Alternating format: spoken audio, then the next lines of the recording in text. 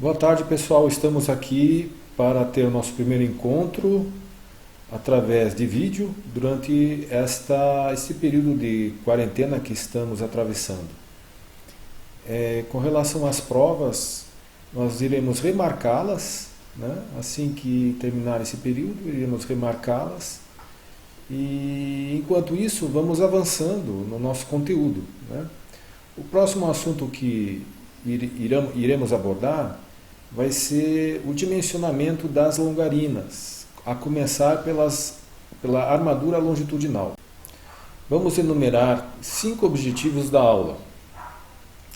Identificar os momentos fletores máximos e mínimos que se encontram na envoltória da longarina.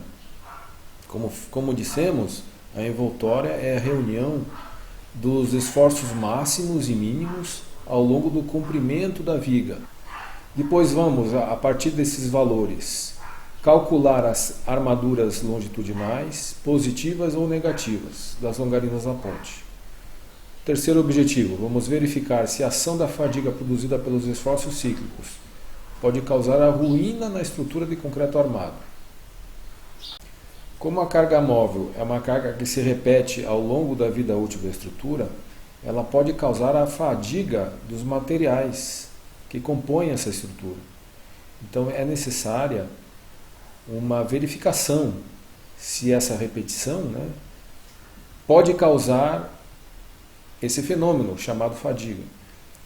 Quarto objetivo, a partir da determinação da armadura longitudinal e da verificação à fadiga, vamos fazer a distribuição da armadura na seção transversal.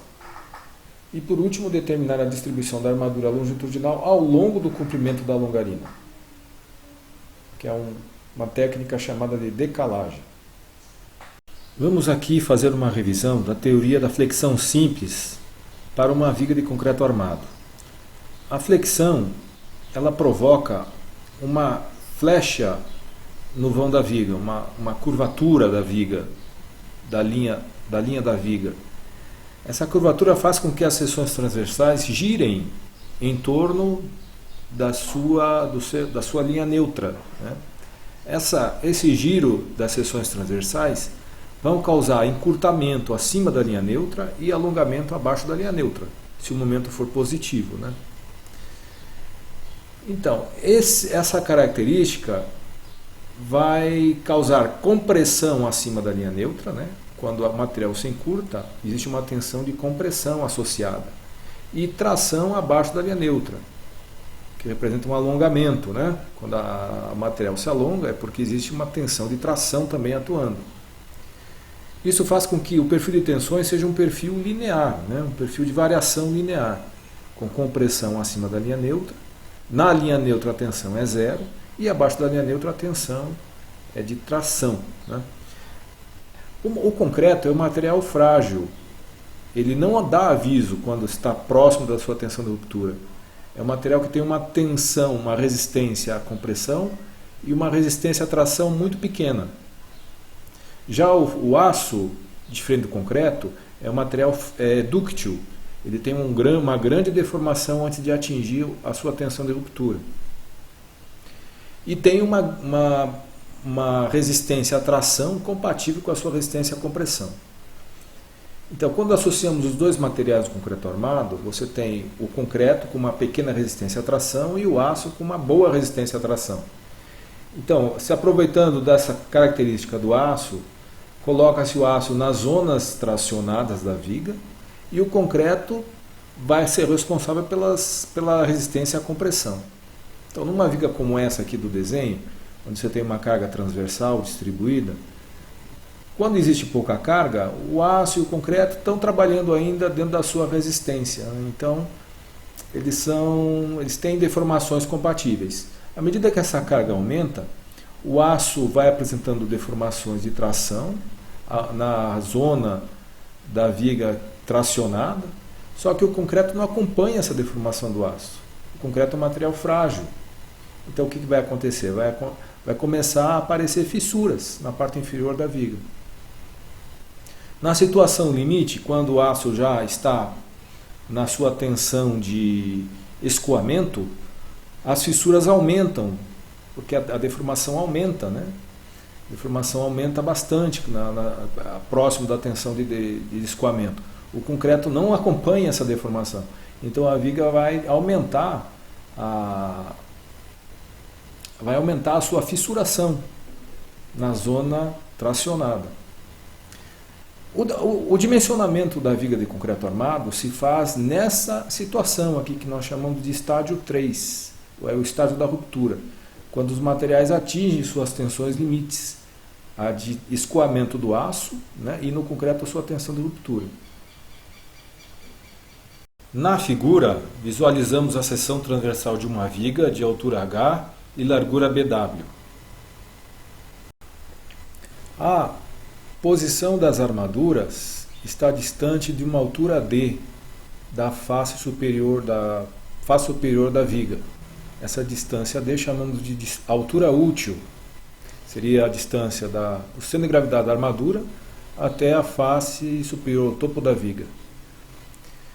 A viga, quando sofre flexão, a seção transversal permanece plana, mas ela gira em torno de uma linha imaginária que chamamos de linha neutra. A posição da linha neutra está numa distância x do topo da viga. Então, acima da linha neutra, se o momento tiver sentido positivo, que é o caso do momento MD aqui apresentado na figura, nós teremos compressão acima da linha neutra e tração abaixo da linha neutra. A deformação da viga ela é linear, porque admitimos que as seções permanecem planas após a flexão. Na zona comprimida do concreto, nós temos um perfil de tensões variável, na forma de uma parábola, onde a tensão máxima admitimos que seja 85% da tensão de cálculo do concreto, FCD. Como estamos aqui fazendo o dimensionamento no estágio 3, o concreto, que é o estágio onde os materiais trabalham nos seus limites de resistência, o concreto não acompanha mais a deformação do aço na zona tracionada. Então o aço participa sozinho da resistência à tração, né?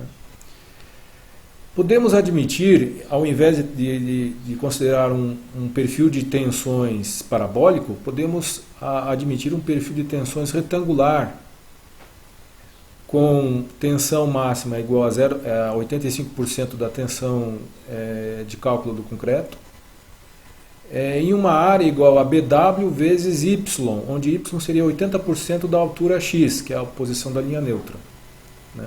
Então, a resultante das tensões de compressão no concreto, que é a força RCC, seria igual à resultante das forças de tração no aço, RST. Essas duas forças formam um binário, que combinados compõem o momento MD. Então, o momento MD seria uma das duas forças vezes o braço de alavanca Z.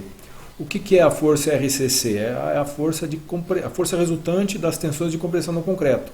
Então seria a tensão do concreto, 85% de FCD, vezes a área, que seria a largura da viga BW, vezes a altura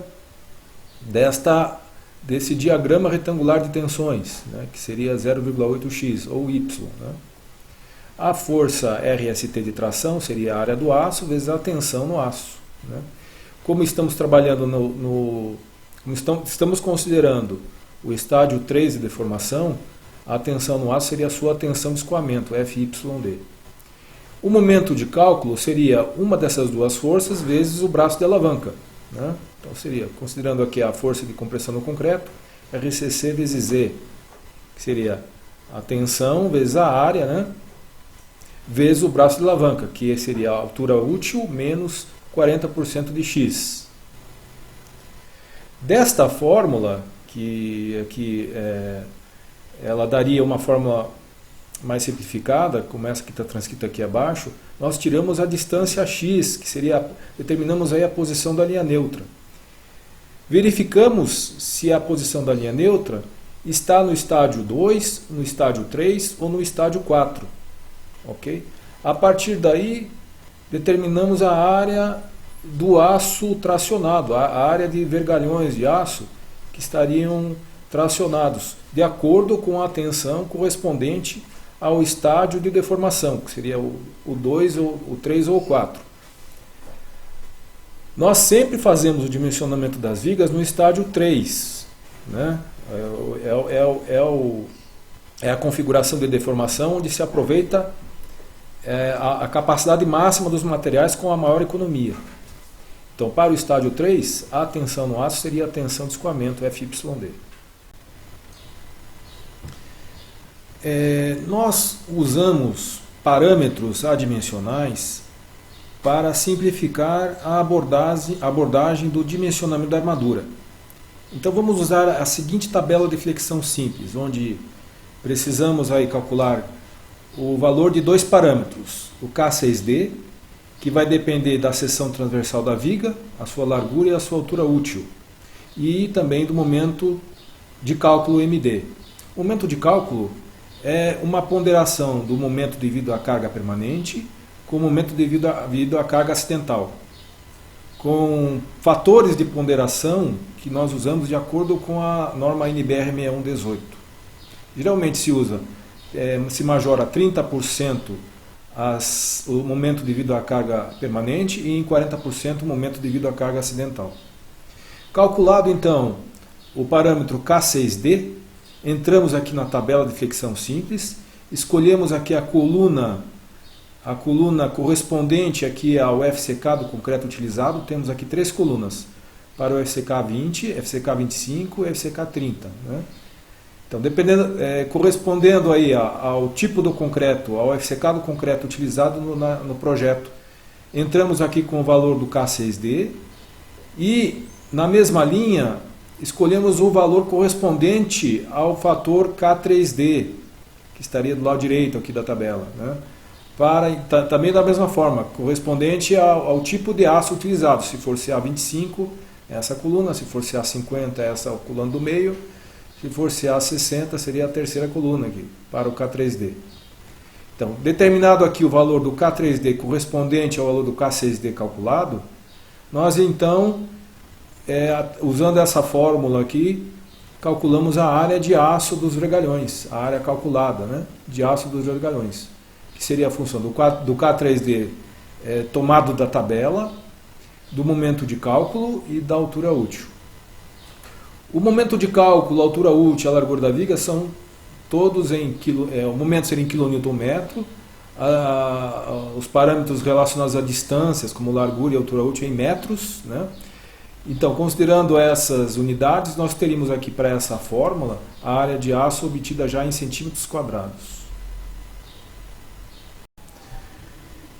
Deste modo, quando a viga trabalha no estágio 2 e no estágio 3 de deformação, nós usamos a tabela de flexão simples para calcular a área da armadura tracionada, usando o parâmetro K6D, o parâmetro K3D da tabela, e irá determinar a área de aço AS através dessa expressão aqui. Quando a viga trabalha no estágio 4, devemos adicionar uma armadura de compressão AS'. Isso é verificado quando, no cálculo do parâmetro K6D, resulta-se em um valor menor que o valor limite da tabela. Então, se o K6D calculado for menor que o K6D limite, que é o valor encontrado na última linha da tabela de flexão simples, ilustrado aqui, ó. Então, na última linha da tabela de flexão simples, você tem aqui os menores valores de K6D. Né? Se esses valores forem maiores que o valor calculado para o K6D, você vai ter a situação em que a viga está no estágio 4 de deformação. Esta é uma situação não desejável, porque os materiais não vão estar trabalhando na sua capacidade máxima, especialmente o aço. Né? Você teria o concreto trabalhando na sua tensão de ruptura e o aço trabalhando numa tensão inferior à tensão de escoamento.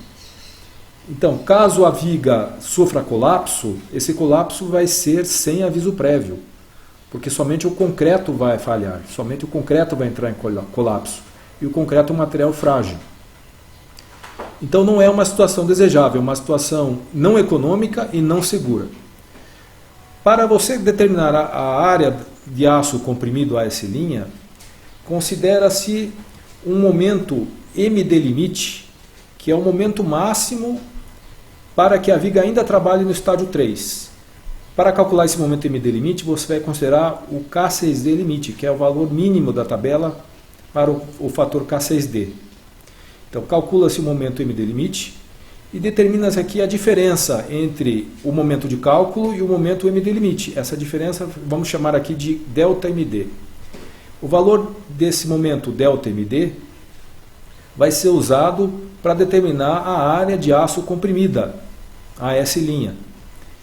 Essa área de aço AS' também depende de um fator chamado K8D. Esse fator K8D é retirado dessa tabela adicional, encontrada aqui abaixo da tabela de flexão simples, encontra-se uma tabela menor com os valores de dois fatores, K8D e K7D.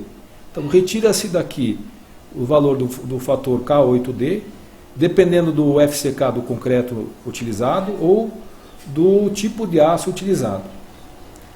Para a área de aço AS tracionada, nós teríamos a soma de duas parcelas. A primeira parcela, dependendo do K3D limite, que corresponde ao K6D limite, né, e ao momento MD limite, essa parcela de aço aqui estaria equilibrando a resultante da tensão no concreto acima da linha neutra, né? Então seria uma parcela que equilibraria aqui a resultante de compressão no concreto. E a outra parcela, que depende do K7D e do momento ΔMD, ela teria um valor proporcional ao valor da área de aço comprimido, AS'. Para o aço CA25 e CA50, essa parcela teria o mesmo valor da área de aço comprimida. Para concluir essa primeira parte do cálculo da armadura longitudinal, vamos fazer dois exercícios. Um considerando o cálculo da armadura simples em uma viga e outro considerando o cálculo da armadura dupla da mesma viga para um momento de valor maior. Até a próxima.